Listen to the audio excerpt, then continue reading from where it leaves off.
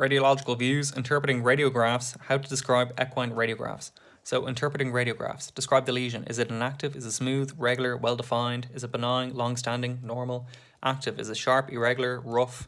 The significance. Is it clinical? How long does it happen? So, osteophytes need a minimum of 3 weeks. And Wolff's Law. Bone models to the stress applied to it. So, you can have increased bone production, so a radiopaque, increased bone density, periosteel, endosteal, there's a new bone. Sclerosis is new bone mass. Focal new bone, so osteophytes is a margin between the articular cartilage and a bone, or enthesiophytes is where ligaments attach.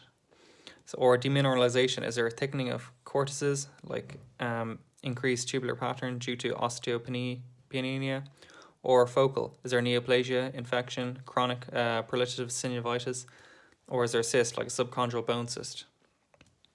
And fractures, the localization, are they complete, incomplete, comminuted, displaced, non-displaced, articular or non-articular? And fasciitis, so this is widening of the growth plates in the margins, happens in young horses. And OCD, this is developmental disease. It's found in juveniles. It's a failure of the osteochondral ossification or the demarcation and pieces of cartilage, which leads to OCD.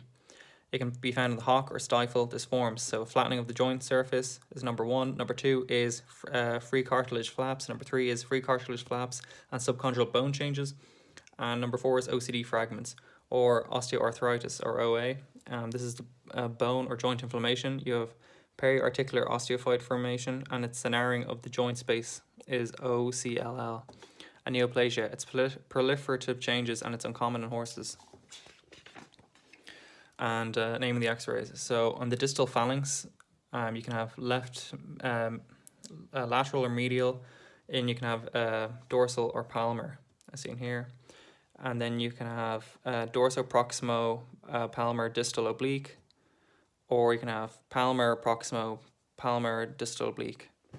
And then you can have dorsal 60 lateral palmar medial oblique, what's on the block, pointed down.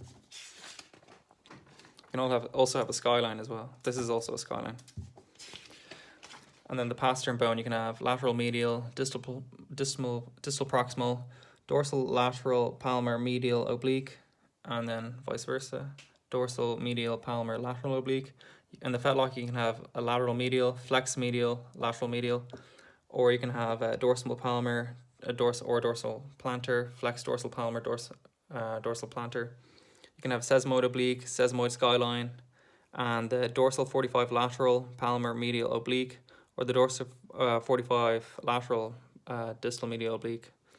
Proximal metacarpal region, you can have dorsal palmar oblique, these are the splint bones, and then palmar, these are the suspensory ligament on the proximal metacarpal region, and the metatarsus as well. The carpus, you can have lateral medial, flex lateral medial, dorsal palmar, or dorsal 45 medial palmar lateral oblique. And the hock, you can have lateral medial, dorsal 45 lateral palmar lateral medial oblique, and dorsal plantar, or flex lateral medial, or skyline.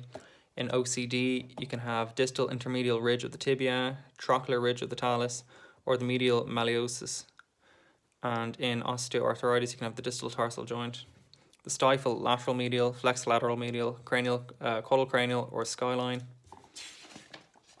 And the elbow, medial lateral, cranial caudal. Shoulder is medial lateral, neck is lateral oblique.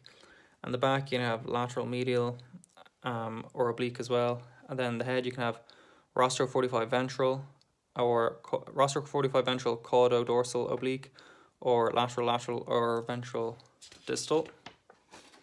And in the thorax, you can have dorsocaudal, ventrocaudal, dorsocranial, ventrocranial.